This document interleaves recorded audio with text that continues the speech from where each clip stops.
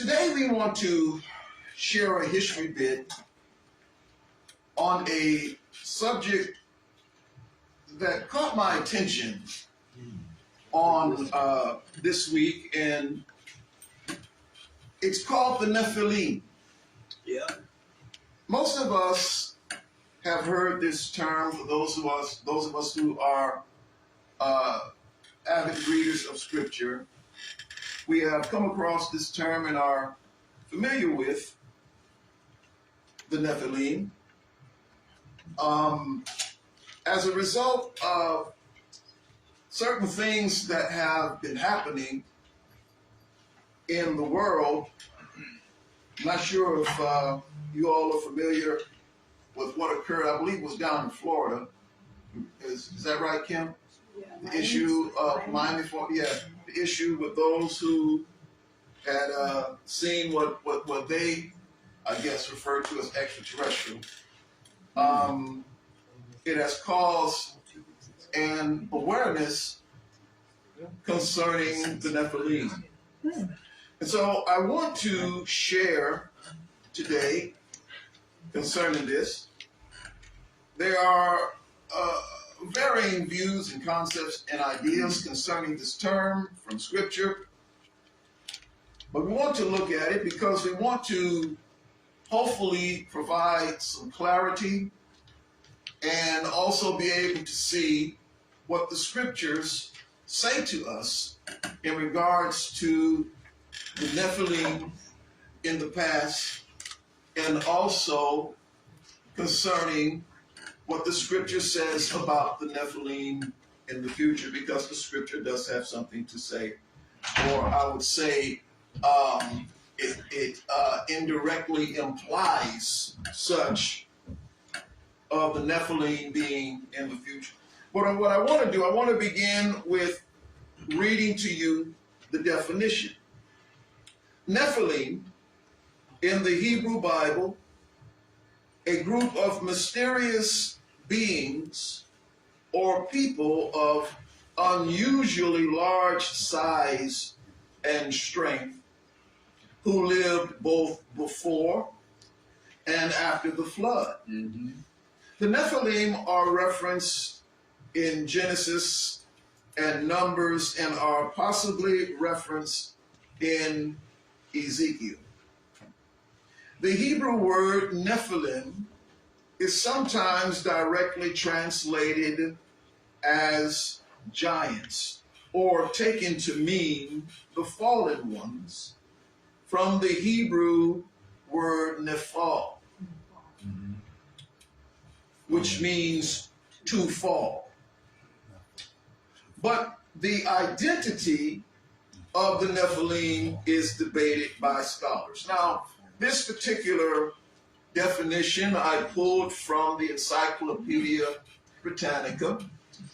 I like to always begin with sharing with what the common ideology is concerning this, so that we can begin to deal with this from its original perspective when we look at the word in Hebrew. For those of you who understand that when we deal with the Hebrew language, we always deal with it based upon looking at the meanings of each letter. Every letter in Hebrew has a meaning. And so from the meaning of the letter, we derive what the definition of the word is. And then we have to see how it is applied in a particular context when it is set within a document. And so we want to be mindful of that. What I want to know is the root word nephal. In the Hebrew, if you look at the first few letters of the term Nephilim, you're going to see the nun, the pei, and you'll see what is called the lamed. The nun, pay, and the lamed, that consists of the root, which is used with other words that are associated with Nephilim.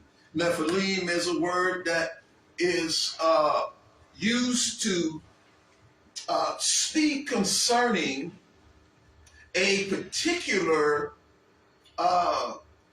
group of entities, whereas the other words in the root form refers to a action or a verb. Now, all Hebrew words are action words, just so you understand. Even the nouns in Hebrew are action words.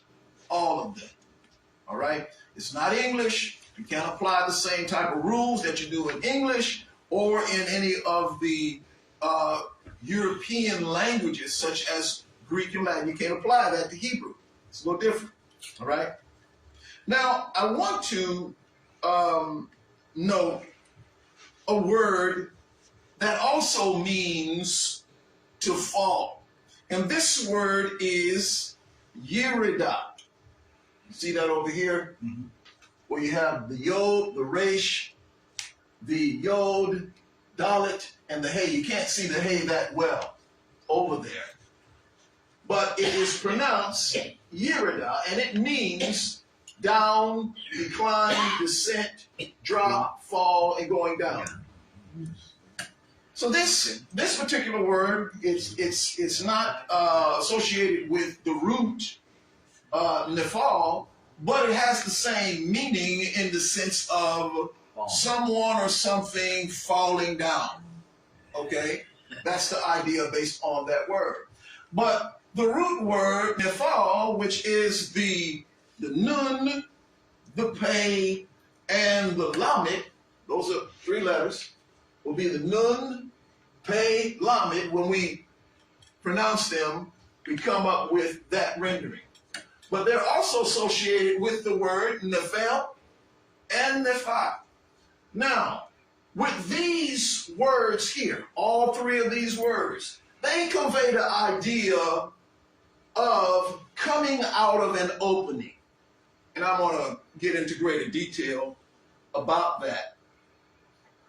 When we look at the word nephel, nephel means fallen through an opening in the case of an abortion, which is an untimely death. So if you see this word, that word is the nun, the pay, and the lamed. It has the idea of something falling through an opening.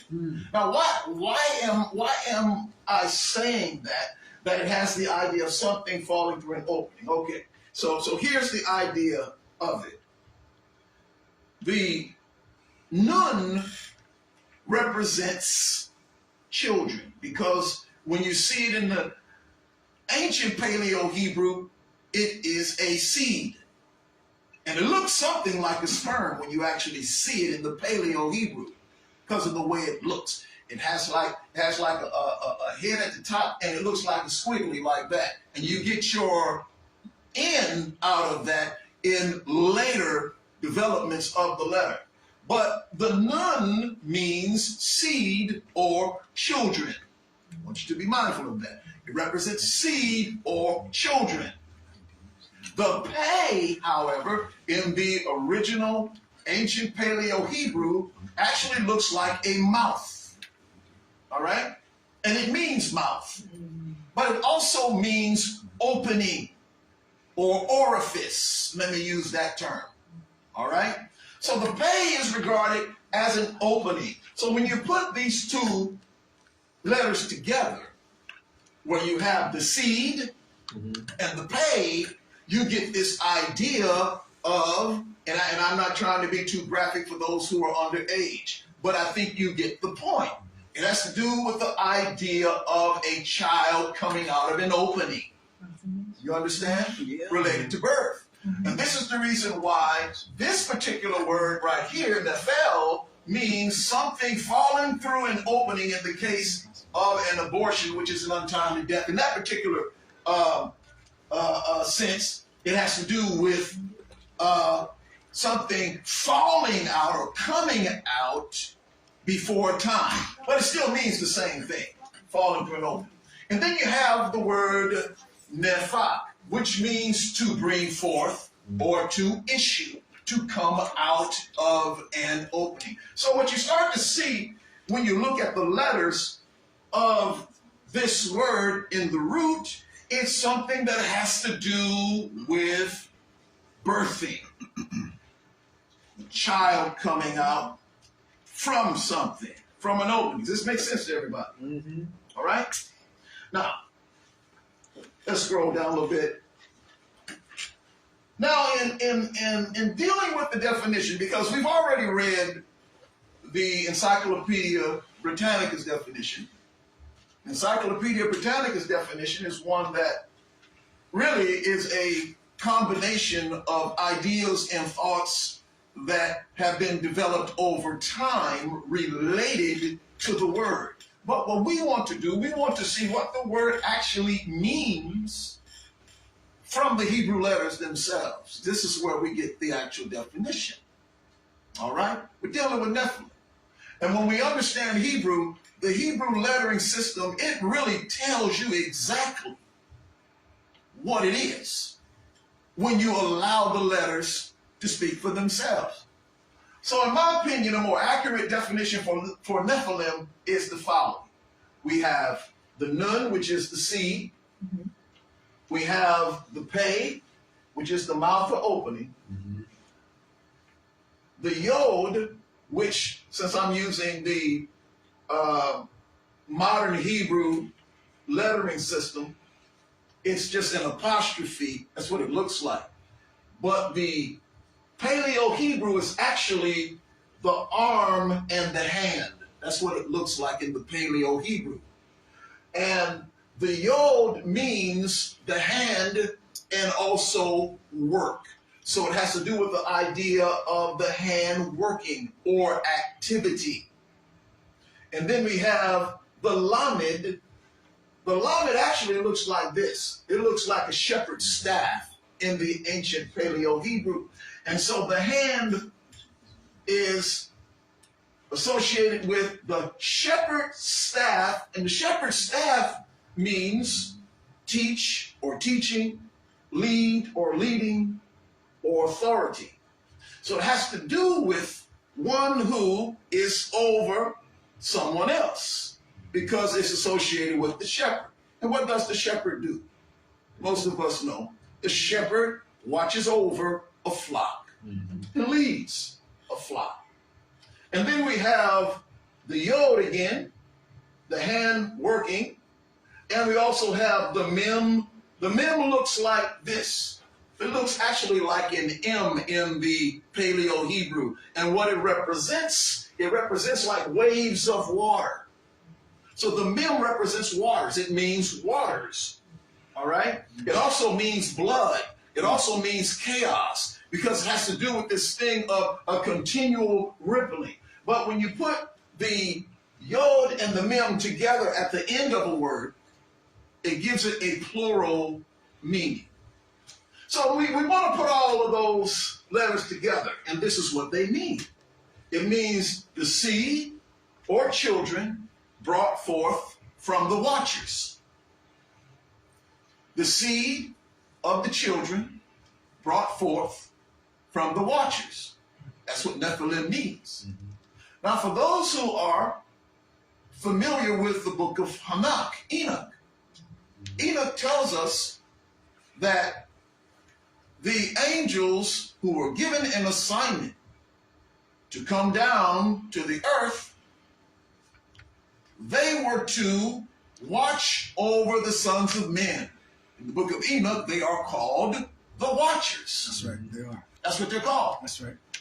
But what they did, they forsook their responsibility and they took to themselves wives, cohabitated with women, and produced children, which became Nephilim. This is the term that's called Nephilim.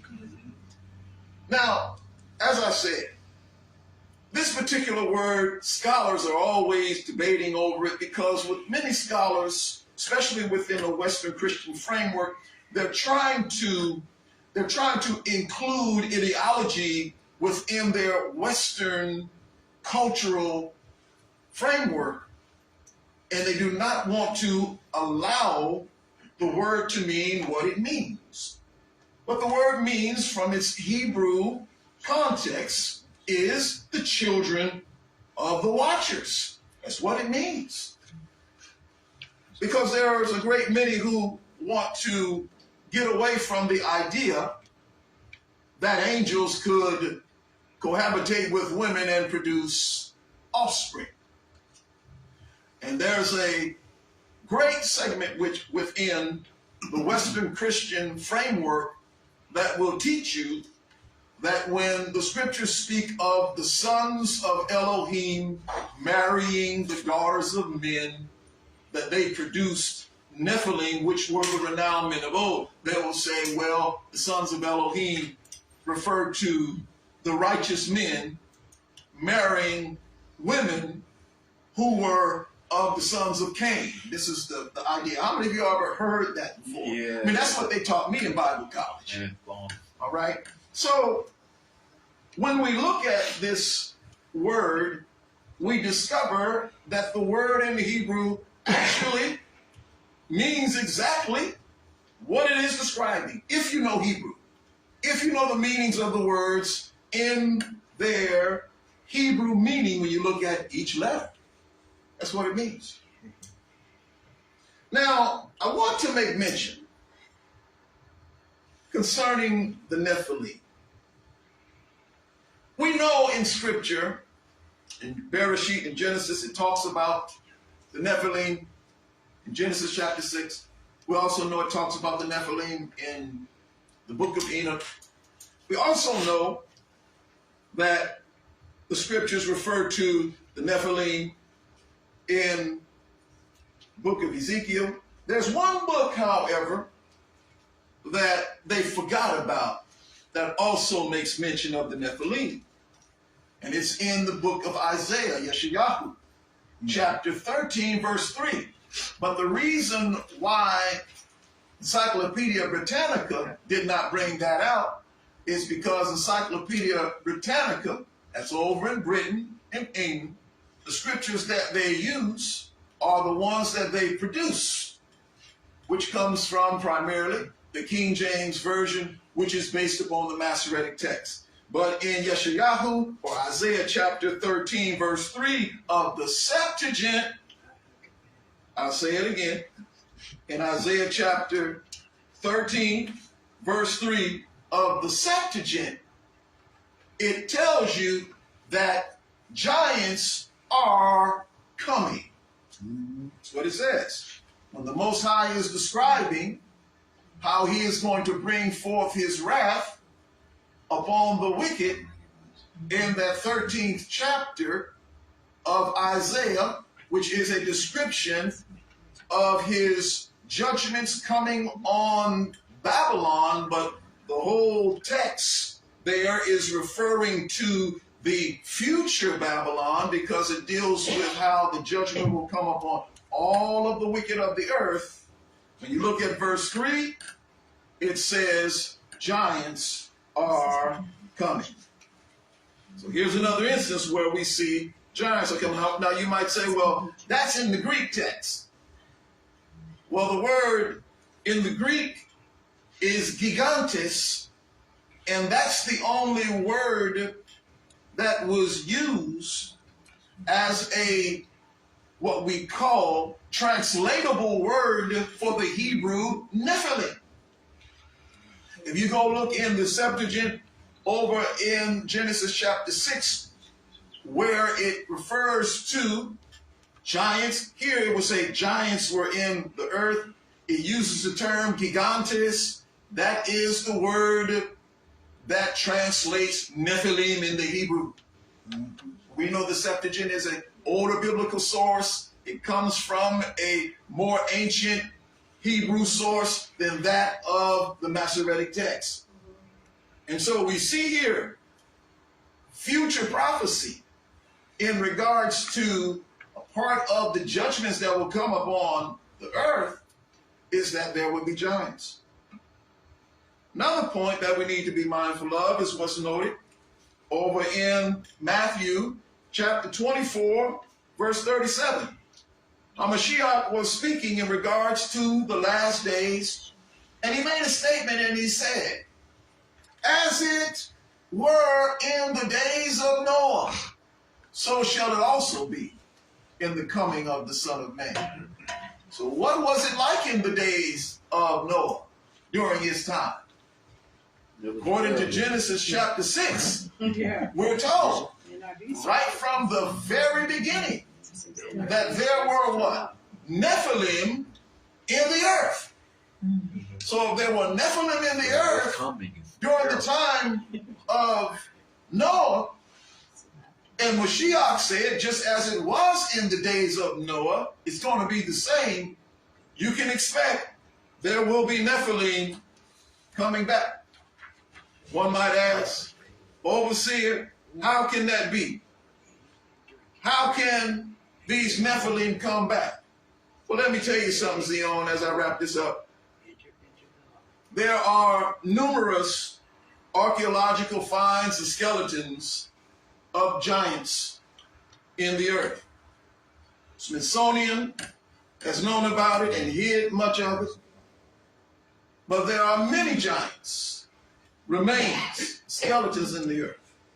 And you all know as well as I do, we're in a time where they know how to take DNA, manipulate it. They know how to clone, and they're doing it. Think about the whole set of movies called Jurassic Park. Mm-hmm. You think that that's something that, that's just something fictional? No, they have the capability of taking the DNA. And everyone here knows that we have the remains of dinosaurs, right? That's something that's been accepted, right? Mm-hmm. But let me share with you my particular take on the dinosaurs, Zion. The world says that they lived some however many thousands and millions of years ago, and that the animal life we have today stemmed from them. Well, after reading a portion of what is called the Book of Giants, which is a book that was found in the Dead Sea Scrolls along with the ancient book of Enoch, the Book of Giants tells us that not only did the angels cohabitate with women and produce offspring, but we're told that the angels also corrupted themselves with the animals and produced monsters. That's written in the Book of Giants. Wow. So my take on the dinosaurs, this is my take, you take it or leave it. My take is that the dinosaurs actually came from those animals already here, whether they were chickens or crocodiles or gorillas or whatever they were. And after the angels got finished, they produced monsters, and those are your dinosaurs, commonly called prehistoric animals. So when you put together the ancient writings and what they attest to, and we have the skeletons, Zion. We have the skeletons of dinosaurs. We also have the skeletons of giants here in the earth. There's a system in the earth that don't want you to know all of this information. It exists. That's right. That's right. And we have to go back to the scriptures to understand that with the revelation of all of these things also comes the potential for the spirit of the wicked one to get involved in the process for the development of these creatures to come back in the earth and terrorize. And so I just wanted to share that with us today. I believe it's important that we are mindful of what and who the Nephilim are and what the scriptures from the most ancient sources have to say in regards to them. I close on that. Trust that this has helped to inform you and to cause you to have a greater understanding regarding Nephilim. The Most High be praised.